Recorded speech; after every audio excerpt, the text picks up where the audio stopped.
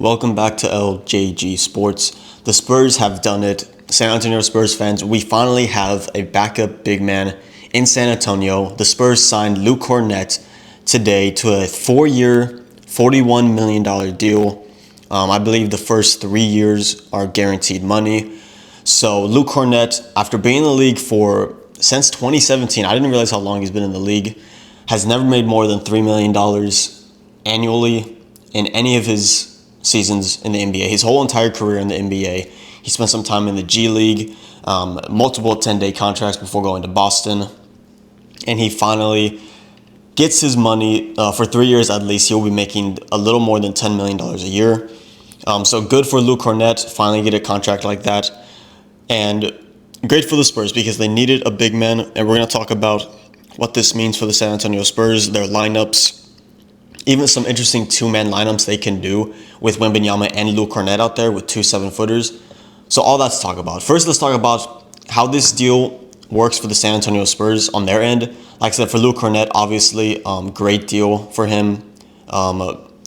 Being in the league, finally finding a home in Boston for the past 2 years, won a championship with them, and now he is with the San Antonio Spurs signing a 4-year contract with the San Antonio Spurs, $41 million, 3 years guaranteed. So, but for the Spurs, it's not a bad deal at all. Yes, it's a longer deal, and initial thoughts were when they signed him, I thought that's pretty good money annually, but I know there are other teams that were willing to pay more than that because there were a couple of teams that were interested in Luke Kornet's services.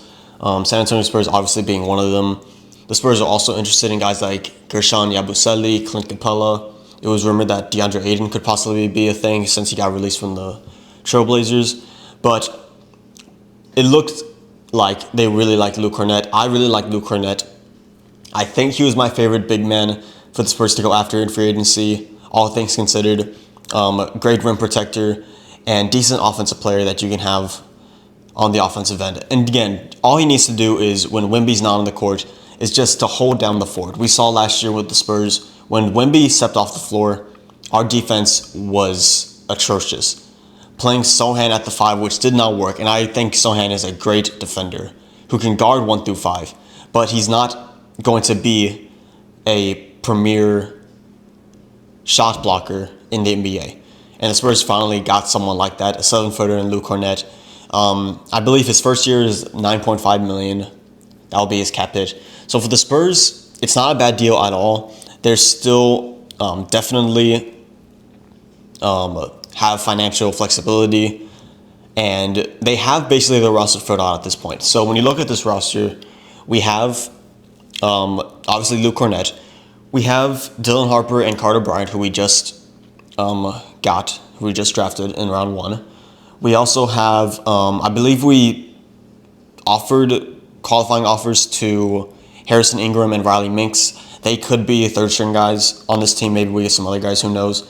And then we still have Julian Champagnie, Blake Wesley, Malachi Branham, Keldon Johnson, and then the meat and potatoes of this team, like where the solid role players to stars come in: Jeremy Sohan, Stephon Castle, Victor Wembanyama, Harrison Barnes, Devin Vassell, and De'Aaron Fox.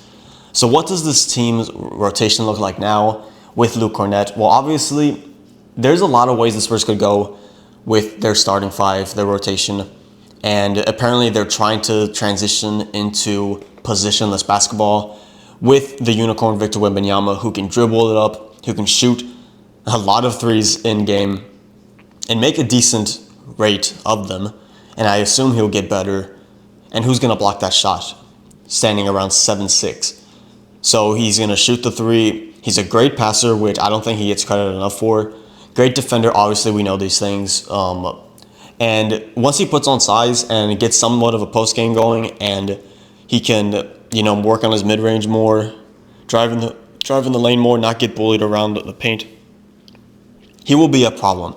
And you can't put a center on him because he'll just shoot a 3, do a step back, or just drive past him because he's quicker. And then you can't put a small guy on him once he gets bigger because he's just gonna post him up and score. And obviously that's what teams have been doing mainly. They've been putting like Dylan Brooks on him, even sometimes smaller than that. And it's worked because Wemby has not gotten strong enough yet. But we hope that he will get strong enough eventually. I know in an interview the other day he said he's gained 35 pounds since joining the league, so pretty good stuff, which I think is 10 pounds from last year. I think he gained 25 pounds from year 1 to year 2, and it looks like he's gained around 10 pounds. Up to now, maybe he gains a little more before the season starts.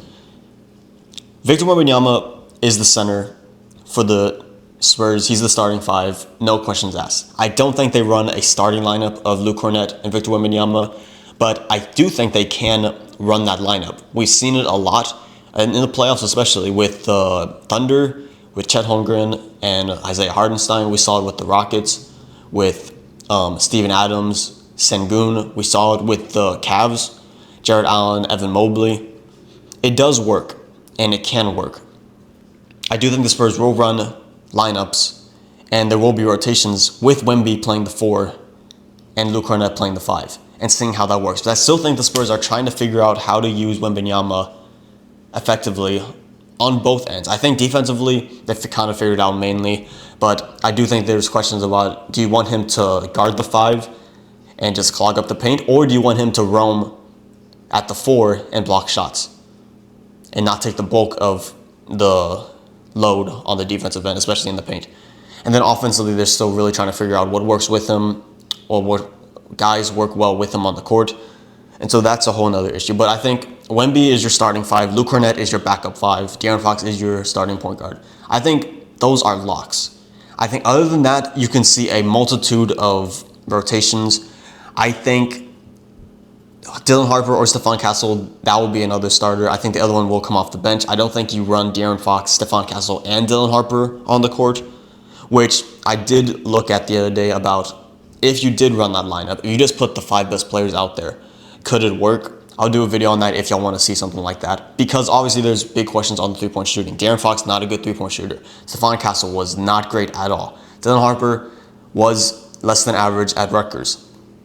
We'll see how he translates to the NBA.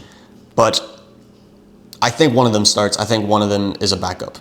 I think there's a good chance that Fasol starts. There's also a chance that he is like a 6th man, 7th man. Harrison Barnes, again, could be a starting 3-4, could be the backup. Keldon Johnson, it looks like his minutes are going to be diminished this upcoming season. Do the Spurs trade him? We don't know. He still could be in some certain lineups one of those good go-to scorers on the bench. Jeremy Sohan, again, could start, couldn't. Malachi Branham, Blake Wesley, I expect them. Unless we trade some guys, I don't think they're going to get much minutes next year, sadly. And then Julian Champagnie, who he could start, and I've even gone on to say that I think he should start, because he's one of those guys where you just throw him in there. He doesn't need the ball in his hands. He's just a 3-point shooter, 3-and-D guy, long, rangy wing. Every team needs one of those, and I think he can be that for us. He's not great, but he's good, and he's gotten better, and he's still very young. And then Carter Bryant also, he could, I don't think he'll start. I think he'll be a backup, and I think you can bank on that. Will he be at the 3 or the 4? Who knows? Either way, the Spurs are in a great position. They can run different lineups next year. I think they have enough talent on this team so you can run different lineups and experiment a little next year and still make a play-in spot. Not to the point where you're throwing Jeremy Sohan at point guard like they did in that one year, but you can experiment and you can see what works well with Victor Wembanyama and what doesn't, how to effectively use him on the offensive end, what guards work well with him. Does Dylan Harper translate his 3-point shot to the NBA level? Does he still attack as effectively and score as easily downhill as he did at Rutgers?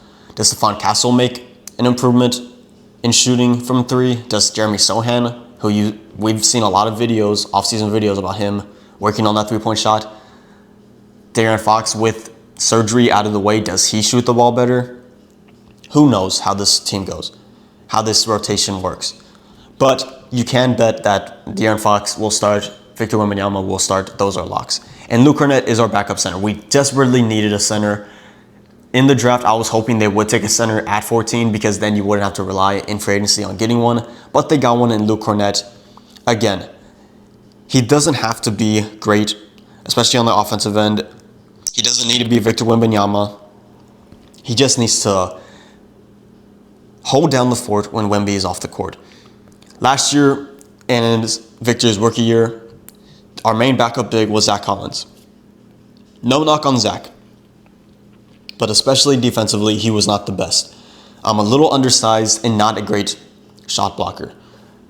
Offensively, he was pretty good. He can pass the ball, he can stretch the floor, but defensively, he was just not it. And then last year, before we traded him for De'Aaron Fox, he was the primary backup big. We even played Jeremy Sohan at the backup 5 in certain instances, and then with Wemby out, we signed Bismack Biyombo when we desperately needed one. We also had Charles Bassey, but he struggled to stay healthy. So we needed a reliable backup big, and we're getting Luke Kornet, who last year with the Celtics, he played 73 games, only started 16, but again, he's mainly going to be a backup guy. Shot around 67% from the field. He's not going to shoot threes. He didn't shoot any threes last year. Decent free throw shooter at 69%, so you don't have to worry about, like in the New York Knicks with Mitchell Robinson, teams just shack him like in the playoffs or in crunch time. He shoots it at a decent rate enough to where you don't worry about that. He averaged 6 points, 5 rebounds, and 1.6 assists with 1 block per game on 18.6 minutes per game. So that's pretty good. I think he'll get around the same minutes on this team, maybe a little less depending on how much they use Victor. But again, they could use a lot of 2-man lineups, 2 big man lineups that they really like. But again, Luke Kornet fills a void that the Spurs desperately needed to fill. Backup center, we have another anchor on the defense, another 7-footer. I believe he's 7'1", 250 pounds. So Luke Kornet is a San Antonio Spur. Welcome to San Antonio. It should be a great year for the Spurs. I think they make the playoffs. I think at worst they are a play-in team. At best, they're like the 6th seed, 5th seed. I don't think they're a top 4 team in the West, especially with all the competition. Rockets getting better with KD. The Nuggets, who fleeced, I wouldn't say fleeced, but somehow got Michael Porter Jr.'s replacement cheaper and younger. And so that's just going to help them a lot more with Cam Johnson. There's a lot of interesting signings actually on the first day of free agency. Let me know if you want me to make a video about that tomorrow, reviewing who I thought did really well, what I liked, what I didn't like. And let me know what you think the Spurs rotation will look like with Luke Kornet now as the backup 5. Let me know what you think about the signing. Is it good? Is it bad? Let me know what you disagree or agree with on my takes in this video. Let me know down in the comment section below. I'd love to hear from you guys.